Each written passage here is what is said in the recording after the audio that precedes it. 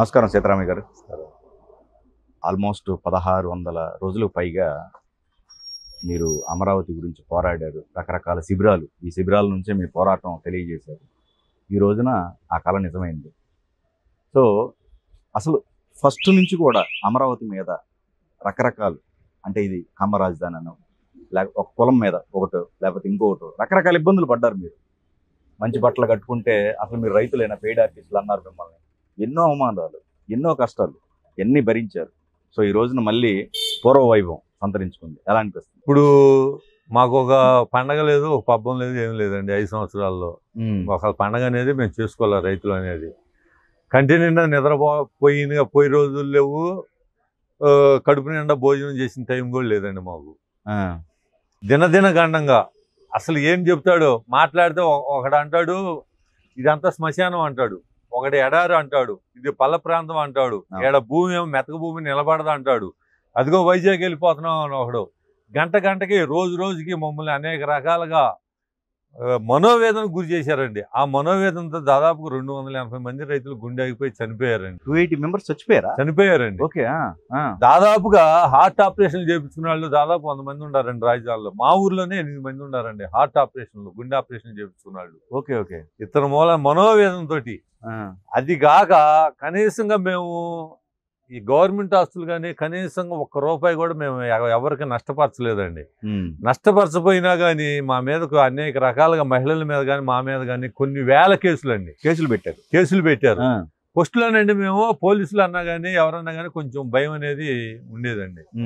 తర్వాత మా మహిళలు కానీ మేము కానీ ఉండాస్తులు మొత్తం గవర్నమెంట్కి ఇచ్చాం. మనం గనక రేపు మన పిల్లల భవిష్యత్తు ఏంది, మనం ఎట్లా బతకాలనేది ఆలోచన వాళ్ళకు వచ్చిందండి. మేము చెప్పింది కూడా కాదు. రేపు మనం ఎట్లా బతకాలి, మన పిల్లల చదువులేంది, మన పిల్లలు తరతరాల నుంచి వచ్చిన భూములు మొత్తం ఇచ్చేసాం. ఇప్పుడు కనుక ఇక్కడ రాజధాని లేకపోతే ఈ భూములు ఏమో దున్నుకోవడానికి పనికిరావు. మొత్తం కాంక్రీట్ అయిపోయిందండి. మొత్తం భూములు. ఓకే. రోడ్లు కానీ బిల్డింగ్లు కానీ అన్నీ అయిపోయినాయి. సారవంతమైన భూమి కాంక్రీట్ అయిపోయింది. పంటకేమో పనికిరావు. మాకు బంగారం లాగా ఇటు చూసుకుంటే 30 అడుగుల్లో వాటర్ పడిద్దండి. ఇటేమో లిఫ్ట్ ఇరిగేషన్ స్కీము, సంవత్సరానికి 3 పంటలు పండే భూమి అండి. అసలు మేము మామూలుగా అయితే నమ్మేవాళ్ళం కాదు, భూమి ఇచ్చేవాళ్ళం కాదండి. అప్పుడు ఉండే ప్రతిపక్ష నాయకునిగా జగన్మోహన్ రెడ్డి గారు, ఈడ చంద్రబాబు గారు వీళ్ళందరూ ఏకపక్షంగా ఏకగ్రీవంగా ఆమోదం తెలిపి ఇక్కడ అమరావతి రాజధాని అని చెప్పి వాళ్ళు ఓకే అన్న తర్వాతే మేము భూములు ఇచ్చామండి. భూములు ఇచ్చింది కూడా మేము ఎవరో ఒక రాజకీయ నాయకుడికి ఎవరికి ఇవ్వలేదండి, ఒక ప్రభుత్వానికి ఇచ్చాం. మా ఇళ్ళ దగ్గరికి ఒక ఎంఆర్ఓ గారు కానీ, ఆర్డీఓ గారు కానీ, కలెక్టర్ గారు కానీ వచ్చి మీకు 9 రకాలుగా మీకు ఇట్లా ఏది అండర్ గ్రౌండ్ డ్రైనేజీ కానీ, కరెంట్ కానీ, వాటర్ కానీ, సీసీ రోడ్లు కానీ, మళ్ళీ పోతే ఏసీ లైన్లు కానీ మొత్తం మీకు ఇట్లా అబ్జర్వ్ అవుతాం ఎట్టని చెప్పి మమ్మల్ని నమ్మించిన తర్వాత మేము 25 సెంట్లు తీసుకొని 75 సెంట్లు గవర్నమెంట్కి ఇచ్చామండి, ఒక్క నయా పైసా తీసుకోకుండా. ఓకే. ఇంత ఇచ్చిన తర్వాత బాబు గారు అన్నమాట ప్రకారంగా ఆయన 5 సంవత్సరాల్లో ఒక పండగ వాతావరణంగా ఈ 5 సంవత్సరాలు మాకు ఎట్లా గడిచిందో ఎట్లా జరిగిందో కూడా మాకే తెలియలేదండి. బ్రహ్మాండంగా మాకు బాగానే జరిగింది, అంతా జరిగింది. మా బాధలు మొత్తం 2019 సంవత్సరం జగన్మోహన్ రెడ్డి పరిపాలన మొదలుపెట్టిన కాడి నుంచి మా బాధలు ఇక మొదలైనయండి. ఆయన ప్రజావేదిక 9 కోట్ల రూపాయలు ఖరీదు చేసే ప్రజావేదిక కూల్చడంతోటే ఆంధ్రప్రదేశ్ విధ్వంసం మొదలైందండి. అమరావతి జనం అందరూ అమరావతి విధ్వంసం అంటున్నారు కానీ అమరావతి కాదండి, అసలు ఆంధ్రప్రదేశ్ విధ్వంసం అయింది. ఇప్పుడు మీరు కేసులు అంటున్నారు, మీరు శాంతియుతంగానే కూర్చొని ఉద్యమాలు చేస్తున్నారు. ఇక్కడ ఏం తిరుగుబాటు ఏం లేదుగా? ఏదన్నా ఆస్తులు ధ్వంసం చేశారా? ఏమి చేయలేదండి. మరి కేసులు ఇంకొక విషయం అండి, ఎస్సీల మీద ఎస్సీ ఎస్టీ కేసు పెట్టాడండి. ఎస్సీల మీదే ఎస్సీ ఎస్టీ కేసులు పెట్టి జైలుకి కూడా చేతులకు బేడీలు వేసి జైలుకి తీసుకెళ్ళాడండి నేను. ఓకే.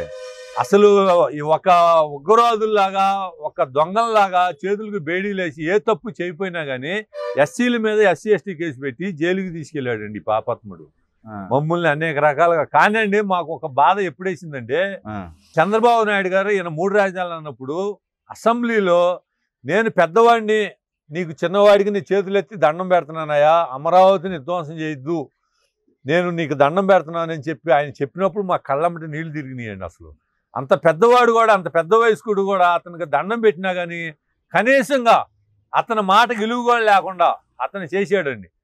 అసలు ఎట్లా చేస్తాడండి 3 రాజధానులు అంటే? అవి ఉండడానికి ఒకదానికే గతి లేదు. 3 రాజధానులు ఆయన ఎట్లా చేస్తాడు?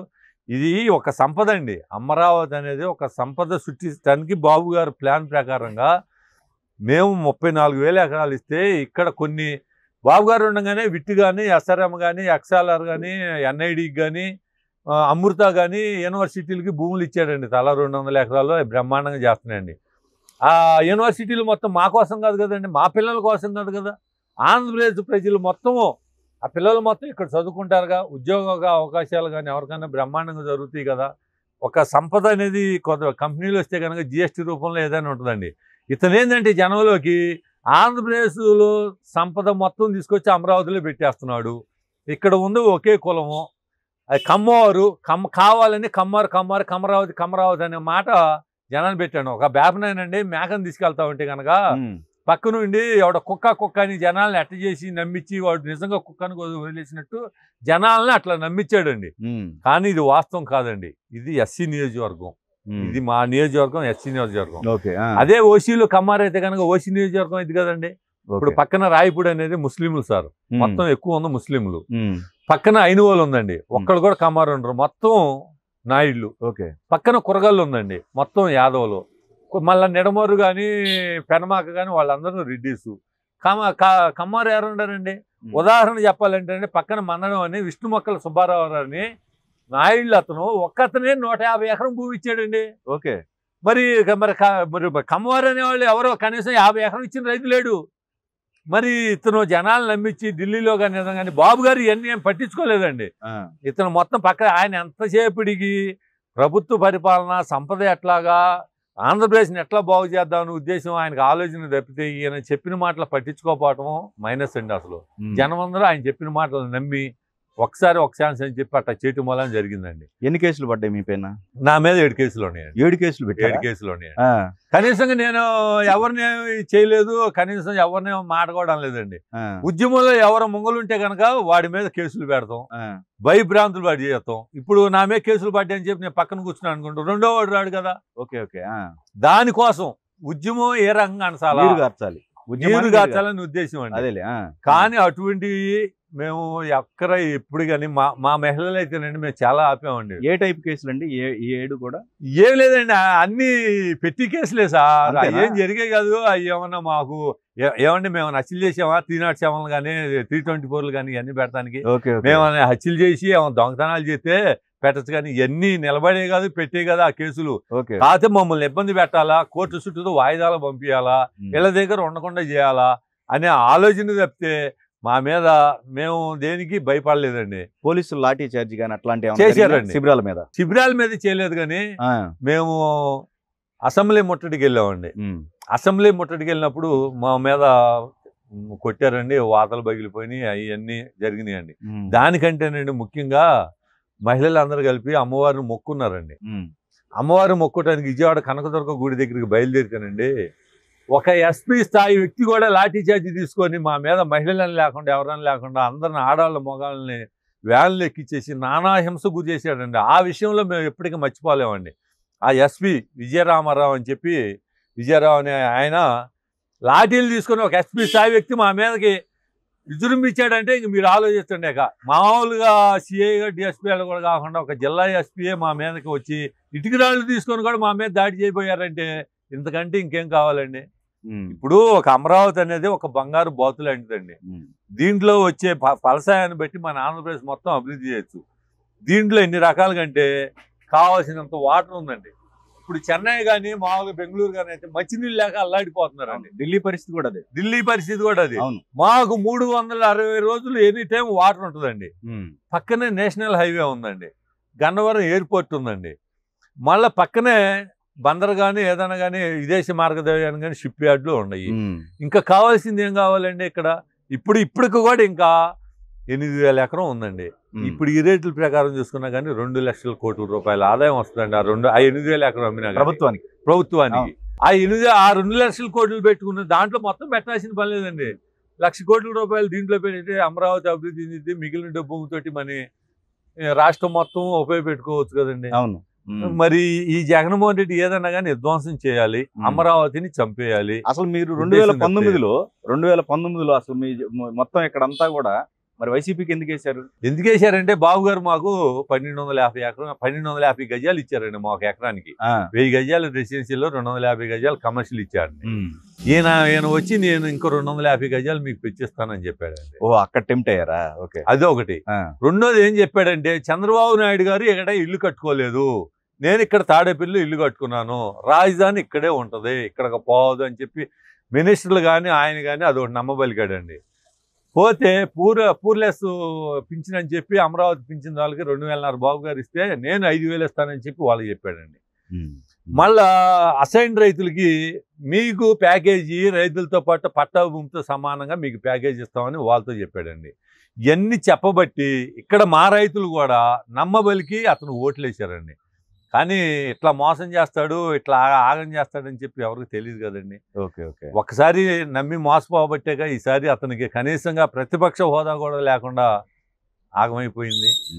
కానీ ఇటువంటి దుర్మార్గుడిని అసలు ప్రపంచంలో ఉండడండి ఇటువంటి వాడు. అసలు ఏదైనా కానీ ఏదైనా విధ్వంసమే కదండి.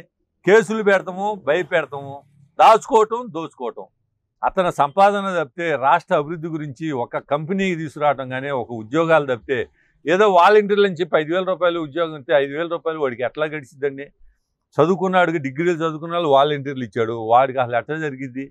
ఇతను ఏం లేదు వాళ్ళకి ఉద్యోగాలు ఇచ్చానని చెప్పి చెప్పుకోవడం తప్పితే ఒక కంపెనీ వచ్చింది లేదు. ఉండ కంపెనీలు మొత్తం భయపెట్టి ఎలగొట్టేశాడు. మన రాష్ట్ర అభివృద్ధి లేదు. మరి ఎట్లా అండి అసలు? కాదు, ఇప్పుడు మీరు రైతులందరూ ఇప్పుడు మధ్యవర్తిత్వం ఏమన్నా చేశారా? మీకు అసలు లేదండి, మధ్యవర్తిత్వం కాదండి. కనీసం మమ్మల్ని దగ్గరికి రాని లేదండి ఆయన.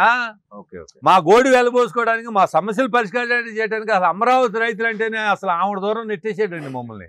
కనీసం దగ్గర పిలవటం కానీ, మీ సమస్యలు ఏంది అని అడగటానికి కానీ లేదండి. పోయిన సంవత్సరం కౌలు డబ్బులు ఇంతవరకు వేయలేదండి ఆయన. మా అమ్మాయి కక్ష కట్టి కౌలు డబ్బులు ఇంతవరకు వేయలే. మరి రైతులు ఎట్లా బతకాలండి? పిల్లలు చదువులే చూసుకుంటారా? ఆరోగ్యాలకు హాస్పిటల్కే పోవాలా? మరి ఎన్నిటికీ ఎట్లా అండి? ఇప్పుడు చిన్న సన్నకారు రైతులు ఉన్నారు, అది కాస్త అమ్ముకుంటే ఒకసారి అమ్ముకుంటే రెండోసారి ఉండదు. మరి అతను ఎట్లా బతకాలి, ఎట్లా ఉండాలి? ఇన్ని రకాలుగా బాధ పెట్టేసి మమ్మల్ని అనేక రకాలుగా హింసకు గురి చేశాడండి జగన్మోహన్ రెడ్డి అని అతను. ఇతను ఎంతసేపటికి దాచుకోవటం, దోచుకోవటం, మైను వైను. అతను సంపాదన తప్పితే ప్రజల బాగుబోగులు అనేవి ఏమీ లేవండి. ఇటువంటి వాడు అసలు పుట్టకూడదు. కానీ చంద్రబాబు నాయుడు గారు వచ్చారు, మా బతుకులు బాగుపడతాయి, అమరావతి అభివృద్ధి చెందిందని మేము చాలా సంతోషపడుతున్నామండి. Thank you.